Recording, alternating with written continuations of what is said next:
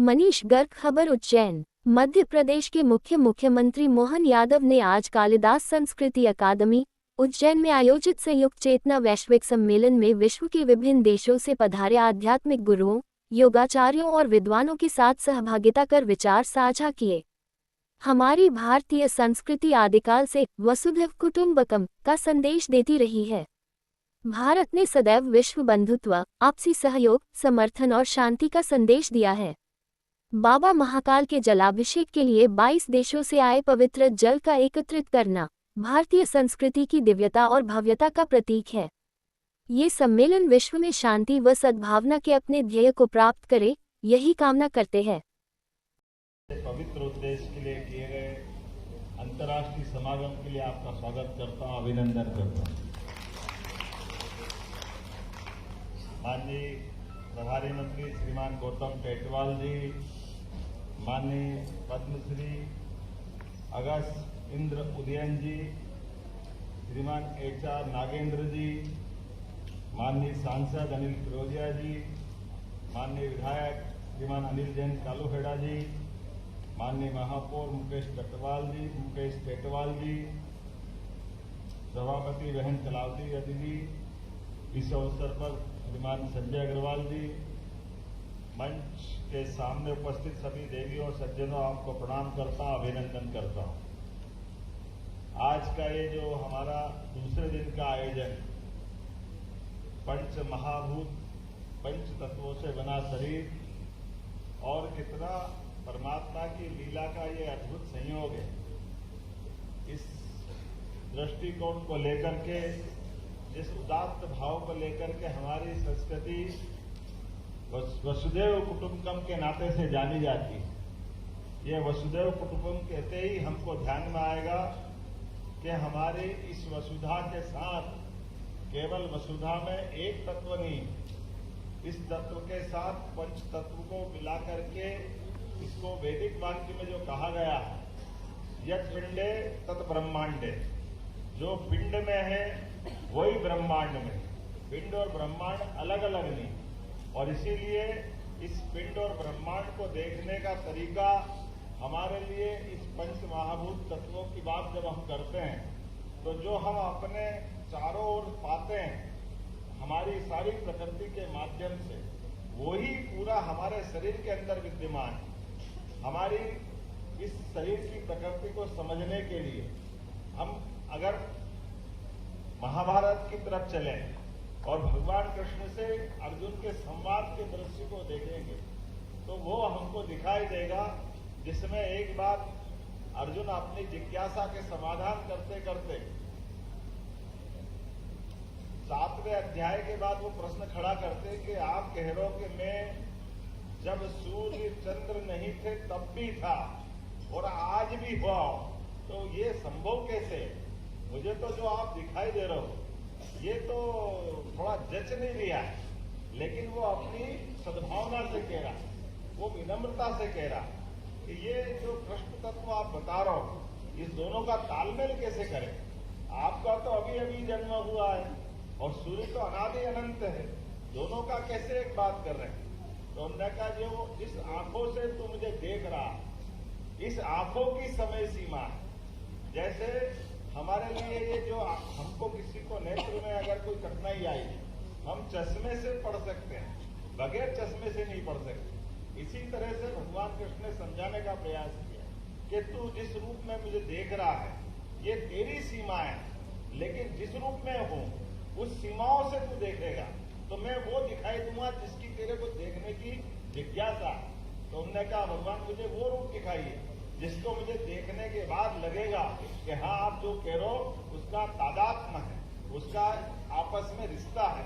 और हम सब जानते हैं भगवान कृष्ण ने जब दूसरा रूप, पहला रूप दिखाया, तो पहले रूप में जैसे हम सब जानते हैं कि ये पंच तत्वों का बना हुआ शरीर, इस पंच तत्व के बने हुए शरीर में हम अगर उस भाव से देखेंगे तो हम अभी अपने इस शरीर के भाव को देखेंगे तो हमारे शरीर से केवल एक मुख दिखाई देता है। वस्तुतः हमारे शरीर में दो मुंह है, जो एक माँ के गर्भनाल के माध्यम से इस पिंड को बढ़ाते बढ़ाते जब हम पृथ्वी पे अवतरित हो जाते हैं तो वो मुंह हमारा बंद हो जाता है और एक मुंह के माध्यम से हम अब दूसरे रूप में आते हैं। ये हमारा स्वरूप दिखाई देता। लेकिन मेडिकल साइंस की दृष्टि से अगर भगवान कृष्ण ने जो उनका पहला रूप दिखाया, उस रूप में हजारों प्रकार का एक तरह से ब्रह्मांड का लघु रूप दिखाई दिया, तो अर्जुन घबरा गया। उन्होंने कहा मुझे ये रूप नहीं चाहिए, मुझे तो आप जो दिख रहे हो उसका ही विराट दिखा दो, जो अपने उनने ज्ञान चक्षु दिए थे, उस ज्ञान चक्षु के माध्यम से देखने में जब दिखाई दिया। अब मैं आपसे इसी प्रकार से पूछता हूं कि आज वर्तमान के दौर में भी हमको एक मुंह बताएंगे, लेकिन आप बताओ बीमार हो जाए, इंजेक्शन लगाते हैं, तो ये मुंह नहीं तो क्या है, आपको जहां से चाहो वहां से इंजेक्ट करते कि नहीं दवाई। तो ये हमारा एक तरह से ब्रह्मांड के समान शरीर के हजारों लाखों मुंह हैं, जो रोम रोम से हमारे शरीर के अंदर ऑक्सीजन को ग्रहण करते हैं। हमारे शरीर के अंदर पिंड में अगर हम यद पिंड तो ब्रह्मांड की बात करते हैं, तो जो जल हम बाहर देखते हैं वो जल ही तो हमको आकर्षित करता है। आप बताइए, हमको सबको जल की अपनी ये सम्मेलन एक तरह से संसद मान सकता हूं। तो आदमी को नहाने से क्यों आनंद आता, नहाने से उसका क्या संबंध?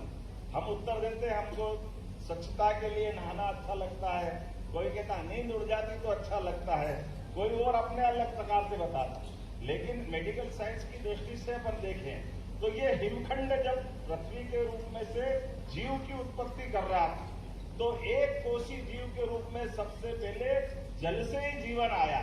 इसलिए जल से जीवन आते आते अलग अलग प्रकार के जीवों की रचना काल के प्रवाह में होती गई, जिसमें कोई जलचर बन गया, कोई थलचर बन गया, कोई नवचर आकाश में उड़ रहा है, लेकिन अंततः सबकी उत्पत्ति जल से है। इसलिए जिससे उत्पत्ति है वो सदैव लालायित करती, सदैव आकर्षित करती। इसलिए एक बार रोज सबकी इच्छा होती है कि नहा करके वो अपने उस जीव की उस प्रकार की उत्पत्ति से प्रेम करने के लिए। इसलिए नदी का जब भी कोई बहाव, कोई बड़ा वेग से बहता हुआ नदी का बहाव या कोई समुद्र, वो सदैव हमको आकर्षित करता है, क्योंकि हमारा उसका रिश्ता है, हमारी उत्पत्ति का केंद्र वो है। हम कितने आप अभी मैंने पूछा था विक्रांत जी, आपके शब्द के अर्थ बताओ, विक्रांत का क्या अर्थ है? तो मैंने आपसे बात करते करते अर्थ ढूंढने का प्रयास किया कि आक्रांत के बाद विक्रांत होता है। तो आप मान के चलोगे, आपके पुरुषार्थ पराक्रम को प्रणाम करता हूं। ये जो हमारा आपका ये नाम है, इस नाम में सब कुछ छिपा हुआ।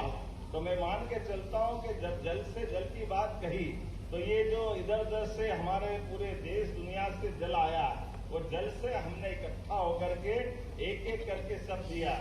मैं मान के चलता हूं कि ये जल सब तक रोज ऐसे ही पहुंचता है, क्योंकि जो हमने अपनी छिपरा से अभी हमने चेकोस्लोवाकिया, घाना, जहां जहां तक आप कह रहे हो, यहाँ से छिपरा जी का जल खसक के गया चंबल में, चंबल से यमुना में, यमुना से गंगा में, वो गंगा सागर से सारे समुद्र में जुड़ते हुए पृथ्वी पे तो निकल गया।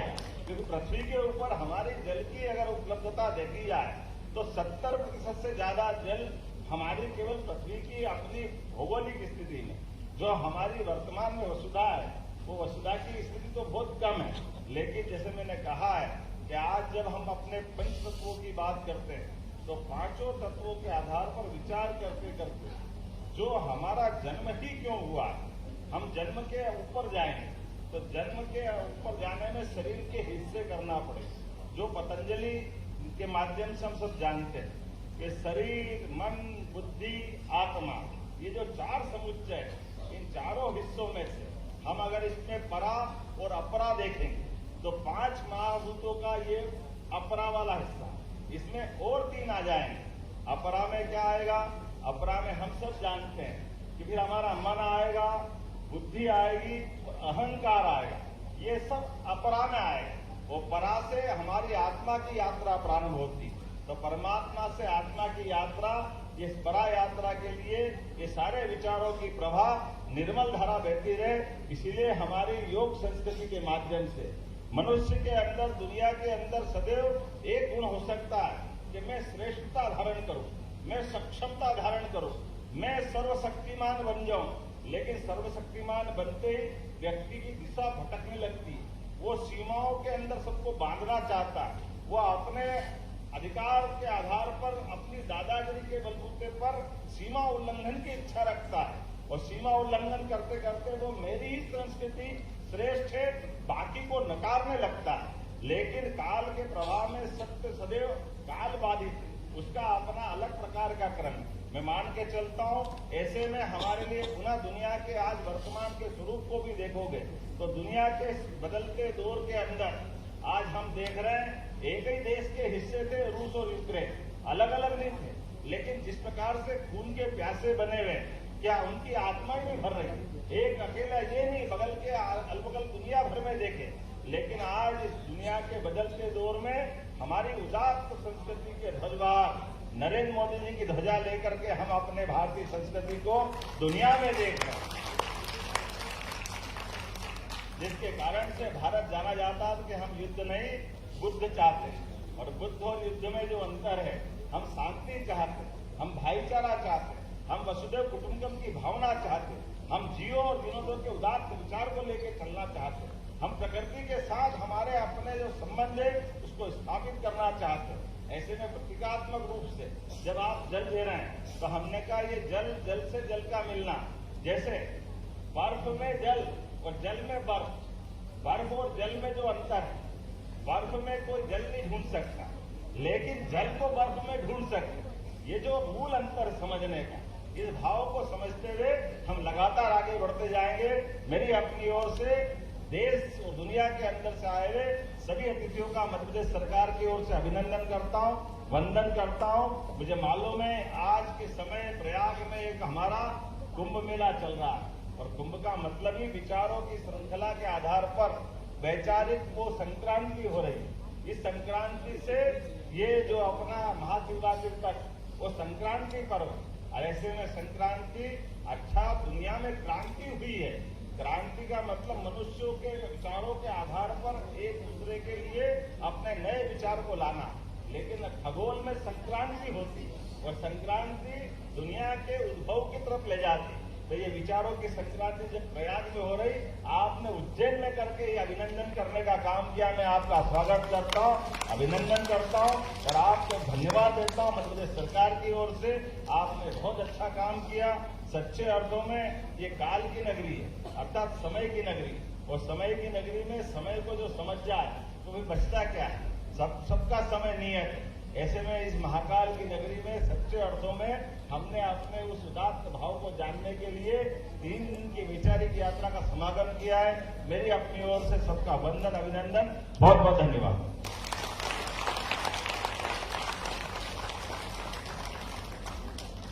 बहुत बहुत धन्यवाद।